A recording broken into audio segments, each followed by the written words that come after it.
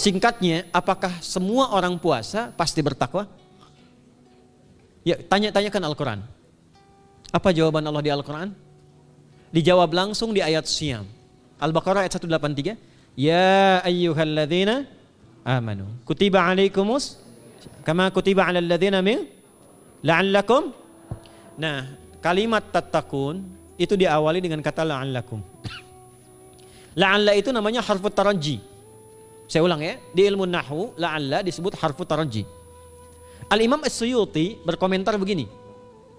Setiap ada satu harapan, keinginan besar yang ingin dicapai, tapi diawali dengan kata la'alla atau la'allakum, ini menunjukkan bahwa harapan itu, alhamdulillah, harapan itu tidak mungkin bisa dicapai kecuali dengan kesungguhan, keseriusan. Jadi ketika Allah menutup kalimat puasa, ayat puasa dengan kata la'allakum, seakan memberi kesan tidak semua orang puasa akan mendapatkan kenaikan takwa dan jaminan 4 kemuliaan tadi kecuali orang yang serius puasanya, orang yang sungguh-sungguh puasanya. Karena itulah untuk menunjukkan kesungguhan itu, bagian terakhir kita, Nabi memberikan 3 amalan utama. Saya akan bacakan dengan cepat 3 amalan utama yang dikuatkan oleh beliau kepada para sahabat sebelum tiba Ramadan. Dan sampai sekarang menjadi kurikulum Ramadan Nabi. Jadi kalau ibu bapak ingin mengeluarkan kurikulum Ramadan Nabi, nanti bikin agenda saat Ramadan. Ya, supaya nggak pusing nanti. Kalau masuk hari pertama apa yang dikerjakan, hari kedua apa yang dikerjakan, subuh apa, siang apa, sore apa. Cuman nanti saya berikan 3 yang pokok ini. Ada 3. 1, meningkatkan sholat. Saya ulang ya, meningkatkan apa? Sholat. Kalau meningkat secara singkatnya berarti bertambah dari yang sekedar fardu, tambah dengan apa? Sunnah. Maka dari sekarang keluarkan semua jenis sholat-sholat sunnah. Keluarkan dari sekarang apa saja, siang dan malamnya. Yang rawatib, ada berapa rawatib? Rawatib 12. Ya, rawatib itu yang melekat dengan sholat fardu dan menentukan untuk memperbaiki sholat fardu. Menambah, jadi kalau kurang khusyuk ditambah dengan sunnahnya disebut rawatib. Bisa sebelum, bisa setelah sholat fardu. Ada 12 dari hadis Nabi SAW. Man shalla isnatai asyrata rak'atan, siapa yang sholat 12 rakaat fi yaumin wa lailatin, yang mengiringi sholat fardu siang dan malam, ya bunyalahu bihinna baitun fil jannah, maka akan dibangunkan baginya satu rumah di surga kalau konsisten menunaikan 12 itu sampai meninggal dunia. Sahabat yang mendengar itu mengatakan kompak semuanya, sejak mendengar hadis itu kami usahakan istiqomah sampai meninggal tidak meninggalkannya. 12 itu 2 sebelum subuh, cepat.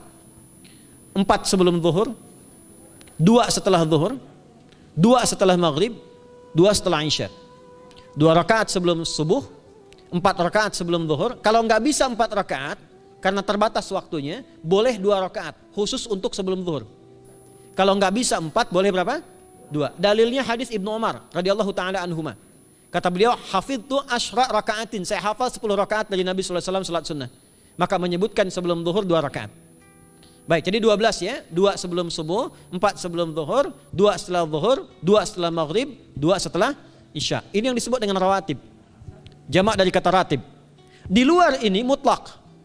Mutlak ini ada yang berdampingan dengan salat fardu, ada yang terpisah. Contoh yang berdampingan, 4 rakaat sebelum asar. 4 rakaat ini bukan disebut rawatib, tapi salat mutlak. Cuma waktunya berdampingan dengan salat fardu. Jadi dia nggak memengaruhi sholat fardu, cuma punya keutamaan sendiri. Apa keutamaannya? Hadis Ibnu Umar radhiyallahu taala anhuma, ketika beliau menyampaikan qala Nabi sallallahu alaihi wasallam rahimallahu ra'an shalla qabla al-asri arba'an. Allah akan menambahkan rahmat pada orang yang terbiasa sholat 4 rakaat sunnah sebelum sholat asar. Jelas ya? Baik. Kemudian apalagi setelah itu? Sholat di antara 2 adzan dan 2 adzan ini, adzan dan iqamah. Ya, di antara adzan dan iqamah. Tahiyatul masjid. Apalagi misalnya salat duha. Duha dibagi 3. Awal duha itu kurang lebih 1,5 jam setelah salat subuh. Subuh sekarang misal 4:30, maka jam 6 muncul awal duha. Namanya syuruk. Saya ulang, salat apa namanya? Syuruk itu salat awal duha. Jumlah rakaatnya 2 rakaat. Man shalal ghadata fil jama'ati thumma yaqudu yadhkurullah subhanahu wa ta'ala fa yusalli rak'ataini fakana alaihi ka ajri umratin wa hajjin, ya ka ajri ummatin wa hajjin tamatan. Siapa yang salat subuh 2 rakaat dengan berjamaah Ya, dan umumnya kalau berjamaah bisa ke masjid di masjid. Kalau tak mampu ke masjid, tunaikan di rumahnya. Setelah itu tidak beranjak dulu. Dia duduk untuk berzikir kepada Allah. Zikir itu bisa baca Quran. Quran surah 15 ayat 9 itu Quran disebut dengan zikir. Quran surah 54 ayat 17, 22, 32, 40 itu Quran disebut dengan zikir. Bisa baca Quran, bisa berdoa. Doa disebut dengan zikir. Quran surah ke-7 ayat 205. Ya. Bisa dengan apa lagi? Bertafakur, ya, mengaji, ta'lim, itu disebut dengan zikir. Ali Imran ayat 190 191. Alladzina yadhkuruna Allaha qiyaman wa qu'udan wa 'ala junubihim wa yatafakkaruna fi khalqis samawati wal ard. Ya, disebut dengan zikir. Bisa bertasbih. Zikir pagi petang, kalimat-kalimat thayyibah, ada itu di Quran surah keempat ayat 103. Jadi habis salat subuh zikir dulu. Doa dulu, zikir dulu, belajar dulu, tafsir dulu. Setelah itu muncul syuruk. Perjalanannya disebut isyraq, melewati masyrik, 1 tombak bayangan, dia sholat 2 rakaat, itu pahala sholatnya senilai haji dan umrah. Sempurna. Bukan sudah haji, bukan. Mau kemana? Ibu mau haji dulu? Tidak. Ya, hajinya nanti bulan Dzulhijjah. Tapi senilai haji dan umrah itu 2 rakaat. Awal duha disebut apa? Syuruk. Pertengahan duha sekitar jam 9 jam 10. Jumlahnya 2 sampai 4 rakaat. Ya, 2 sampai 4 rakaat. Apa fungsinya? 1, mengganti seluruh zikir yang ada dalam tubuh kita.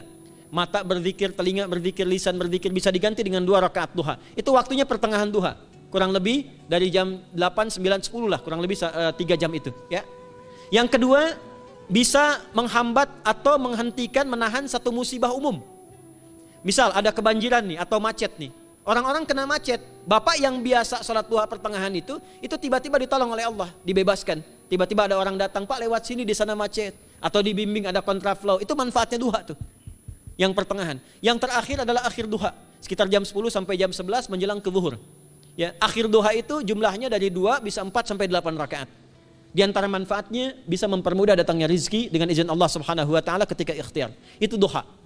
Nanti ke malamnya silahkan tahajud, tingkatkan tarawihnya sampai ditutup dengan witir. Itu salat. 2 yang terakhir saya cepat. 2 yang terakhir adalah banyak berinteraksi dengan Al-Quran. Ada 3 caranya. 1, banyak membaca. Itu namanya qiraah. Silahkan Bapak Ibu siapkan dari sekarang. Targetnya khatam misalnya 1 kali.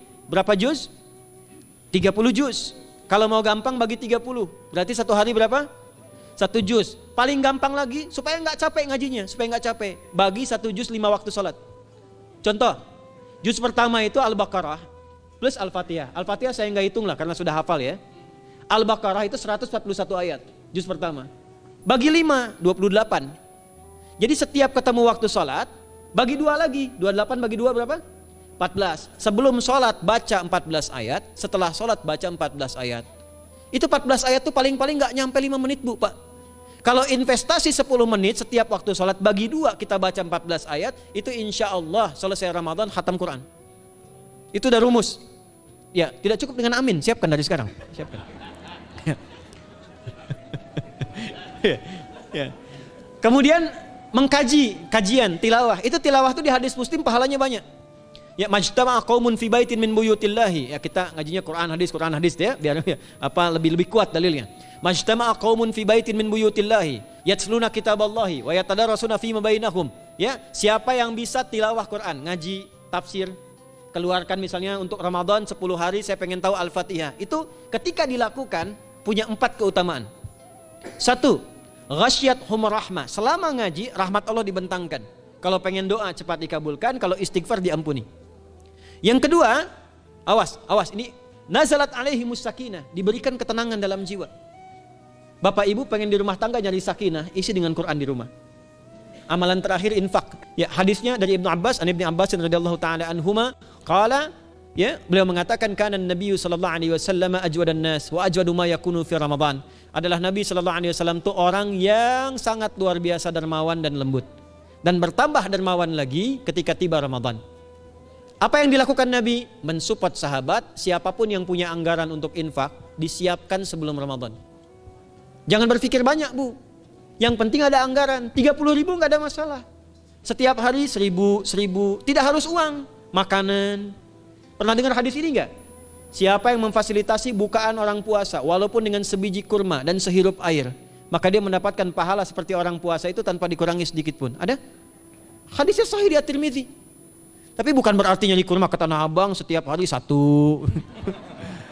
terus minumnya 1 sedotan aja ganti-ganti dah. Ya, maksudnya apa? Yang paling minimal kita bisa keluarkan. Itu pahalanya 700 kali lipat dikali 10. Paling standar. 700 kali itu standar biasa di hari ini. Dalilnya Al-Baqarah ayat 261 yang dibacakan Adinda tadi kita itu. Ramadan kali 10 lagi. Maka dari itu disiapkan dari sekarang untuk infak. Kalau kami di desa itu, ibu saya selalu kalau Ramadan itu RT-nya setiap rumah. Ini untuk bukaan hari ini rumah A, rumah B, rumah C. Bukaan besok rumah A, rumah B, rumah C. Boleh tuh di PWM Pak dipraktikkan. Ya, misalnya anggota perserikatan siapa dikasih kesempatan. Mungkin nanti yang lain kurmanya, yang ini misalnya jeruknya, yang ini ininya. Setiap ada bukaan ya kirim ke yatimnya, ya kemudian ke pondok-pondok asuhan Muhammadiyah yang tadi disebutkan sekian ribu itu, cari pahala. Ya, saya kira itu yang bisa saya sampaikan.